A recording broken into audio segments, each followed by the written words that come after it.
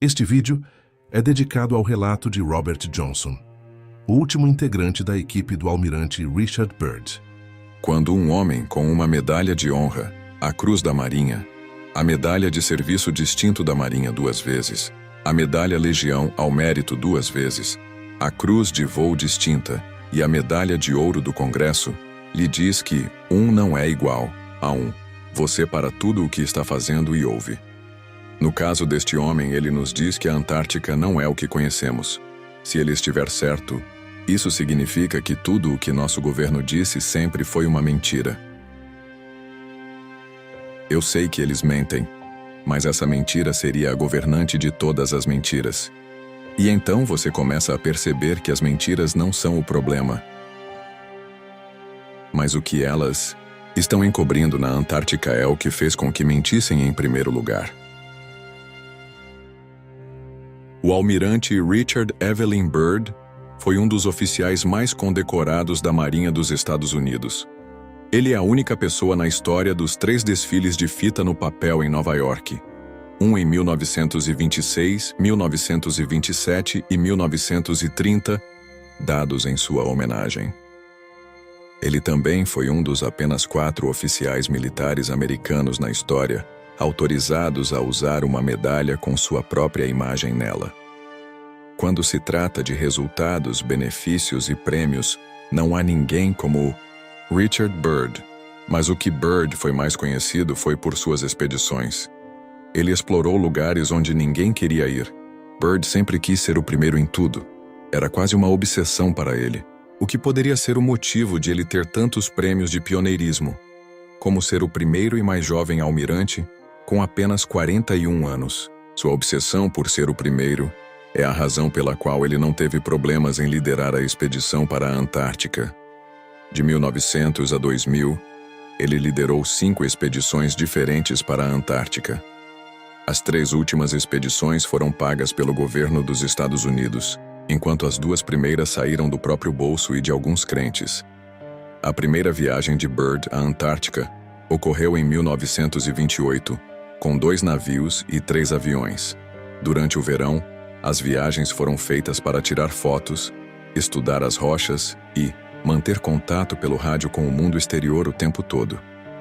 Depois, durante o verão de 1933 e 1934, Byrd fez sua segunda viagem e trabalhou sozinho por 5 meses em uma base avançada, que era uma estação meteorológica. Foi durante essa expedição que ele quase morreu de envenenamento por monóxido de carbono, devido a um fogão que não tinha fluxo de ar suficiente. Embora todas essas expedições tenham sido ótimas e úteis, não eram as expedições que as pessoas conheciam. As 2 primeiras foram livres de qualquer controvérsia, mas a terceira não foi. E, curiosamente, foi quando o governo começou a se envolver nas expedições de Byrd.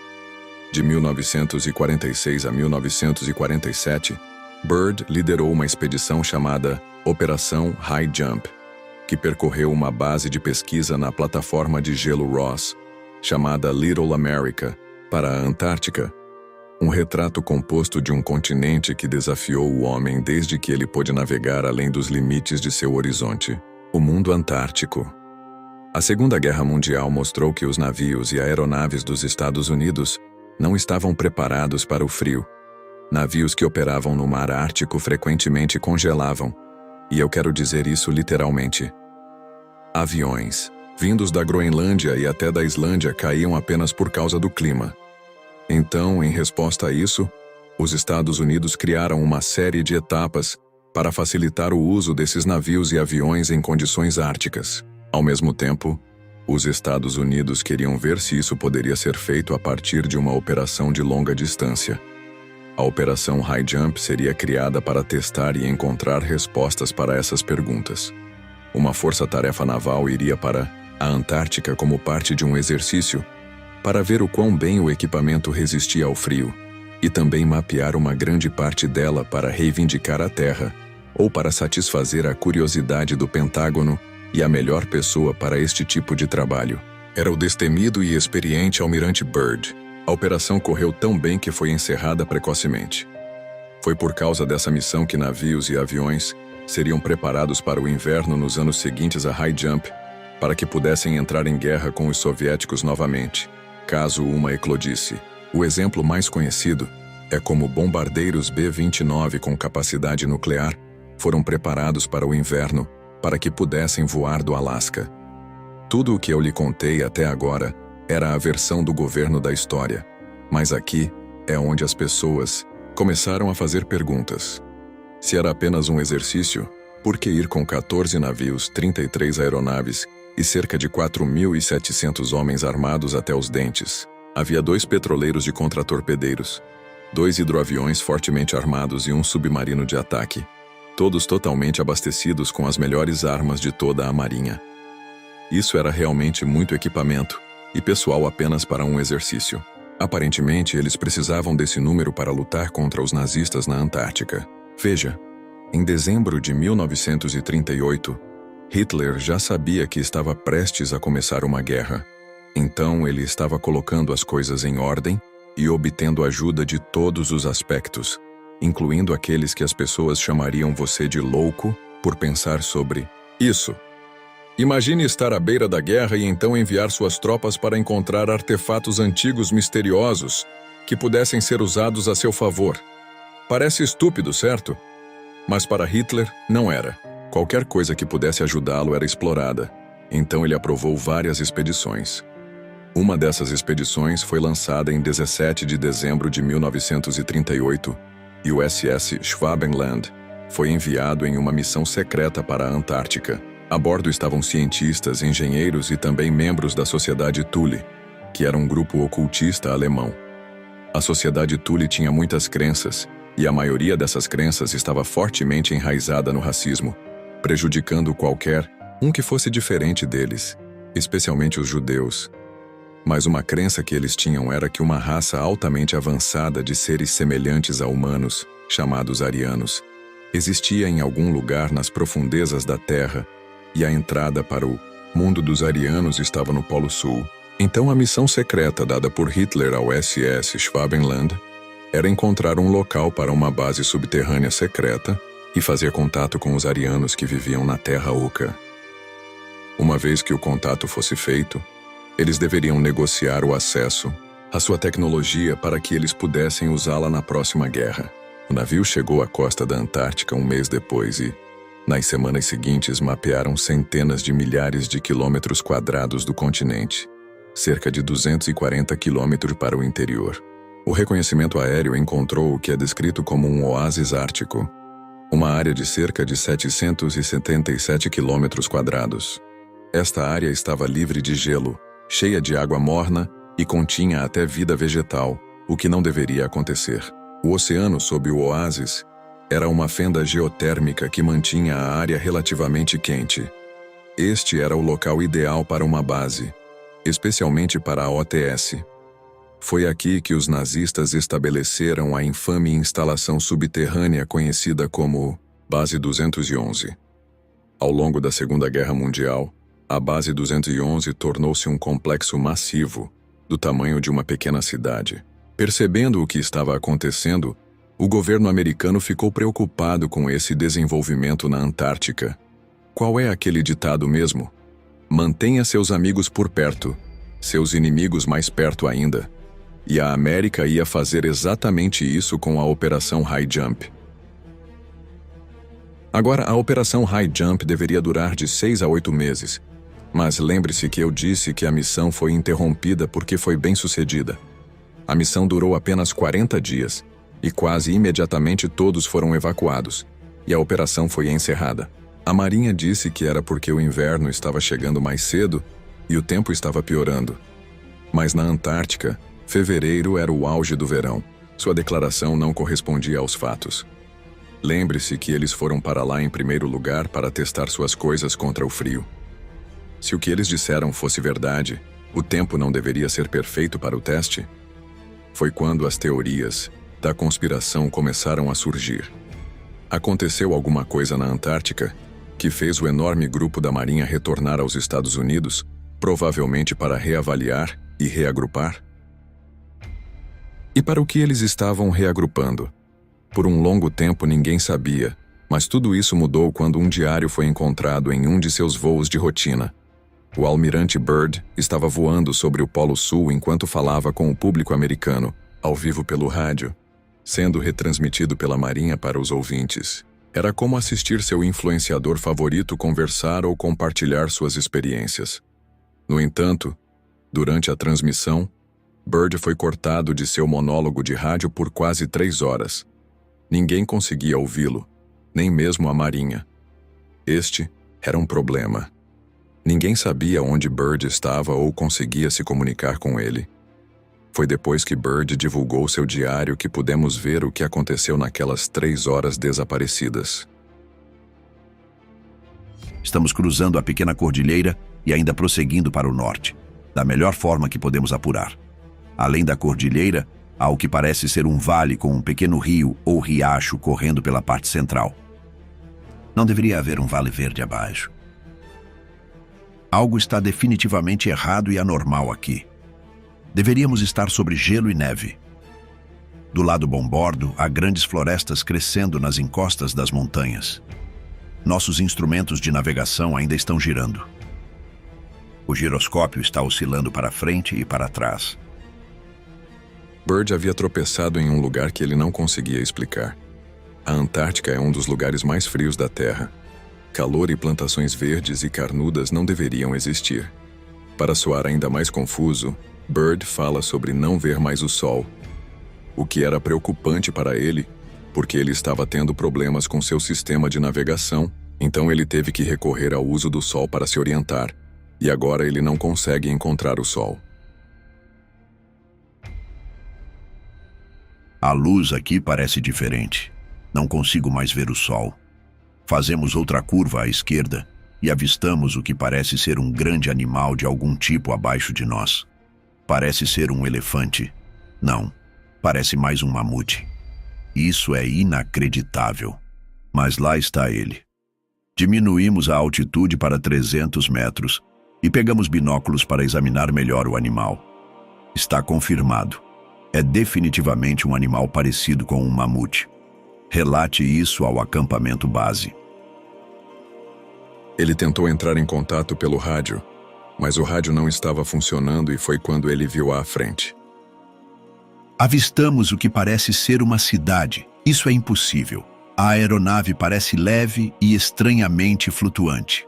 Os controles se recusam a responder. Meu Deus! Fora de nossas asas de bombordo e estibordo, há um tipo estranho de aeronave. Eles estão se aproximando rapidamente ao lado. Eles têm formato de disco e têm uma qualidade radiante. Eles estão perto o suficiente agora para ver as marcações neles. É um tipo de suástica. Isso é fantástico. Agora nem mesmo eu sei o que ele viu. Era um alienígena? Era uma civilização antiga? Eram realmente os arianos que os alemães estavam procurando? O que era? O rádio de Byrd finalmente começa a funcionar e uma voz surge, falando inglês, com um sotaque nórdico ou germânico.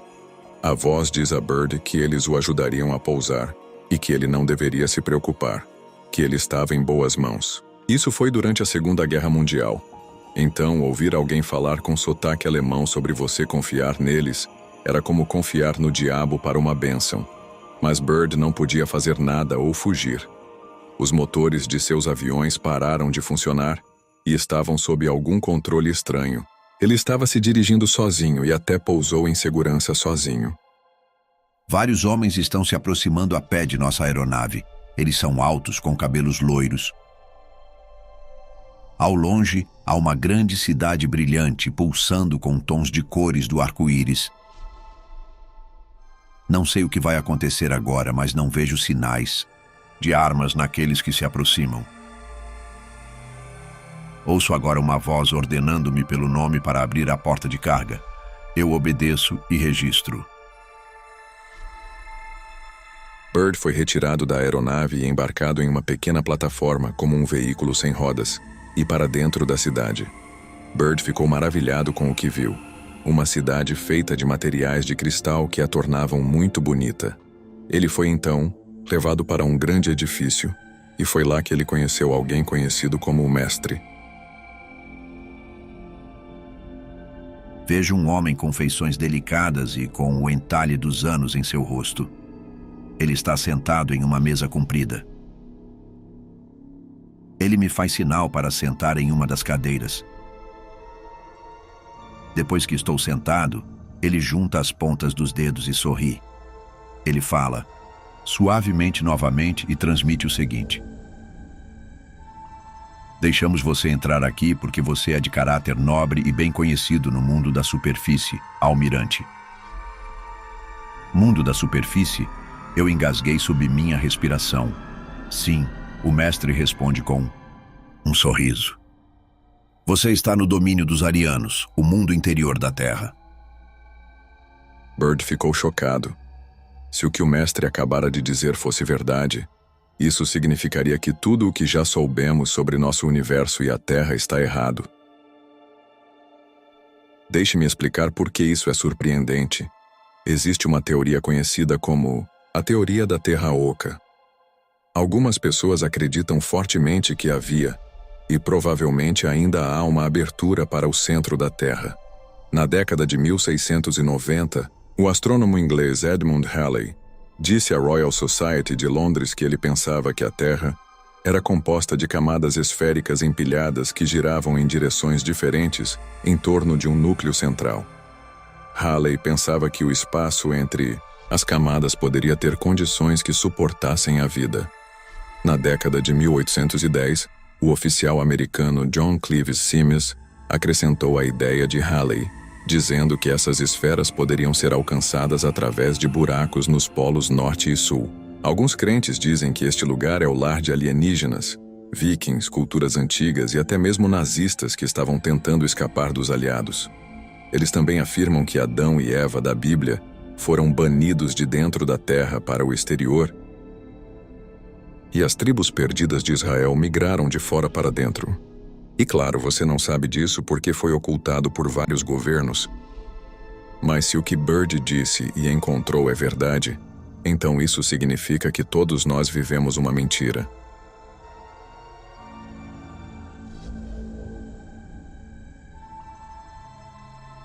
O mestre disse a Byrd que não tinha intenção de prejudicá-lo, mas queria falar com ele porque Byrd era uma pessoa respeitável cuja opinião importava no mundo da superfície, o que era verdade. O mestre então diz a Byrd: o motivo de interceptar o avião de Byrd era para dar-lhe uma mensagem para contar ao mundo da superfície sobre a guerra em curso.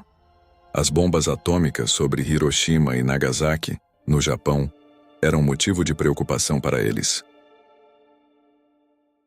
O mundo não tinha visto algo assim antes. Era alarmante para eles que eles tiveram que arriscar a exposição e enviar seus discos voadores para investigar o que havia acontecido.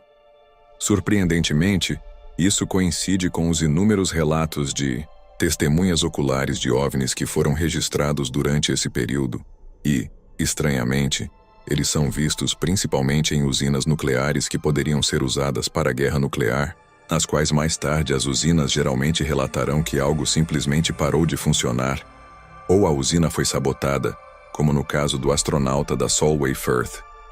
Esta é uma coisa estranha de se pensar ou dizer, mas é estranho que não tenhamos tido uma terceira guerra mundial. Não que eu esteja rezando por uma, eu amo a paz. Mas sabendo como a humanidade gosta mais de divisão do que de unidade, é simplesmente estranho. Então talvez devamos nossas vidas a essas pessoas. O mestre continua falando sobre como eles têm que intervir, porque a humanidade aprendeu a mexer com certos poderes. Nossos emissários já entregaram mensagens aos poderes do seu mundo, e no entanto eles não dão ouvidos. Sua raça agora chegou ao ponto sem volta, pois há aqueles entre vocês que destruiriam seu próprio mundo, em vez de abrir mão de seu poder como o conhecem. A idade das trevas que virá agora para sua raça cobrirá a terra como um sudário, mas acredito que alguns de sua raça sobreviverão à tempestade. Além disso, não posso dizer. Vemos a uma grande distância um novo mundo surgindo das ruínas de sua raça, buscando seus tesouros perdidos e lendários, e eles estarão aqui, meu filho, seguros sob nossa proteção. Quando esse tempo chegar, avançaremos novamente para ajudar a reviver sua cultura e sua raça. Talvez então vocês terão aprendido a futilidade da guerra e suas lutas, e depois desse tempo, certos elementos de sua cultura e ciência serão devolvidos para sua raça começar de novo. Você, meu filho, deve retornar ao mundo da superfície com esta mensagem. Depois que Byrd recebeu a mensagem completa, ele foi escoltado para fora da sala e logo chegou de volta à sua aeronave e foi escoltado para fora da cidade de cristal. Assim que eles saíram da cidade, uma mensagem de rádio chegou. Estamos deixando você agora, almirante. Seus controles estão livres. Boa viagem. E foi isso. Byrd ficou confuso sobre o que acabou de acontecer. Finalmente, seu rádio estava funcionando e a Marinha podia alcançá-lo. Em 11 de março de 1947, após a expedição ser interrompida, Byrd participou de uma reunião de equipe no Pentágono, onde ele foi interrogado e ele informou a todos os presentes o que ele viu e a mensagem que ele recebeu. Após este interrogatório, o almirante Byrd foi detido por várias horas, 6 horas e 39 minutos, para ser exato. Ele foi entrevistado intensamente por altos escalões das forças de segurança e uma equipe médica. Ele foi colocado sob controle estrito e recebeu ordens para permanecer em silêncio sobre tudo o que viu ou ouviu na cidade de Cristal. Ele foi lembrado de que, afinal, era um militar e devia obedecer ordens. O plano deles funcionou porque Byrd quase não concedeu entrevistas após a Operação High Jump. Ele sempre ficava atento ao que estava dizendo. Mas Byrd, escrevendo em seu diário e sendo divulgado após sua morte, foi ele dando a última risada. Quando Byrd deixou a expedição e voltou para o Chile, porque era lá que a Marinha se retirou primeiro antes de voltar para casa, ele foi entrevistado por um jornalista chileno, e nessa entrevista, ele falou sobre como os Estados Unidos enfrentariam um inimigo que pode voar de polo a polo. Parecia estranho, e as pessoas estavam se perguntando o que ele queria dizer. Mas depois que seu diário foi divulgado ao público, as pessoas não puderam deixar de se perguntar se ele estava se referindo à civilização que ele conheceu no Polo Sul. Também não ajudou que o secretário de Defesa James Forrestal tenha cometido um suposto suicídio, de acordo com relatos oficiais. Forrestal supostamente pulou da janela da ala psiquiátrica em Maryland, e isso foi logo após a Operação High Jump. Antes de sua morte, ele defendia que alienígenas existiam e ele queria informar o público dos Estados Unidos sobre esta questão, apenas para ser rotulado de louco, internado em um hospital mental e mais tarde supostamente pulado para a morte. O único homem que sabia algo sobre a Operação High Jump e ia falar sobre isso agora estava morto, caso encerrado, como de costume. Há críticos que fazem observações sólidas sobre pessoas inventando histórias. Eu às vezes me vejo como um crítico ao analisar histórias como esta. Por exemplo, histórias de equipamentos com mau funcionamento que se acreditava serem obras de alienígenas, mas verifica-se que o frio extremo causou mau funcionamento de muitos sistemas. É por isso que a Operação High Jump foi formada em primeiro lugar. Além disso, quando ele falou sobre os Estados Unidos sendo atacados de polo a polo em sua entrevista, ele estava falando sobre ataques de alemães vindos do Polo Sul para o Polo Norte, não necessariamente sobre alienígenas. Os jornalistas têm o talento de fazer o simples soar extravagante para capturar as pessoas e vender mais jornais. Mas a crítica mais importante de todas foi que o diário não existia. Sim, nunca foi escrito por Byrd. Era tudo uma mentira, assim como foi desmentido que Byrd foi o primeiro homem a chegar ao Polo Norte, um título que ele manteve por um longo tempo, mesmo após sua morte, até que alguém ficou curioso o suficiente para questionar sua possibilidade, e depois de um tempo foi descoberto que ele não foi o primeiro a chegar ao Polo Norte. No entanto, uma coisa que me preocupa é como quase todos os países do mundo que lutam uns contra os outros por pequenos problemas decidem se unir e viver em paz e harmonia quando se trata da Antártica. Isso é conhecido como o Tratado da Antártica, que foi assinado na década de 1960 e estabelece as regras para a Antártica. Eu não sei se você sabe alguma coisa sobre esse continente, mas ele está envolto em um estranho segredo político. Você não pode visitar a Antártica a menos que seja um cientista ou receba uma permissão. O que eles classificam como continente está praticamente fora dos limites. Sim, existem algumas empresas que fazem cruzeiros caros, mas as pessoas que dirigem esses negócios precisam estar conectadas a agências de inteligência, o que significa que o que eles estão mostrando a você já é um conhecimento diluído. É estranho para mim que o Tratado da Antártica tenha funcionado tão bem. O tratado foi dito para proteger esses recursos e o meio ambiente, tudo bem. Mas é estranho que uma pessoa de qualquer lugar do mundo não possa ir à Antártica. Também, devemos lembrar que nas últimas décadas tem havido relatos estranhos, até mesmo testemunhas de OVNIs voando para fora do oceano naquela parte do mundo. Por mais que o diário de Byrd seja considerado falso, ainda nos faz questionar as coisas. O fato em todas as histórias, sejam falsas ou reais, é que ele ficou desaparecido por 3 horas. Onde ele esteve nessas 3 horas que não conseguiram alcançá-lo? Como ele conseguiu permanecer em voo por mais de 3 horas sem reabastecer? A morte misteriosa do secretário de defesa e a morte do próprio filho de Byrd fazem com que o que deveria ser um caso encerrado seja um caso que ainda está aberto para investigação. Seu filho foi encontrado em um armazém abandonado em Baltimore, dias antes do suposto diário falso ser divulgado. E acredite, o relatório oficial e a causa de sua morte foram desnutrição e desidratação.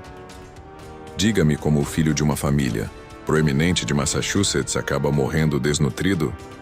Se tudo o que foi mencionado são apenas coincidências, eu tenho que dizer que são muitas coincidências, você não acha?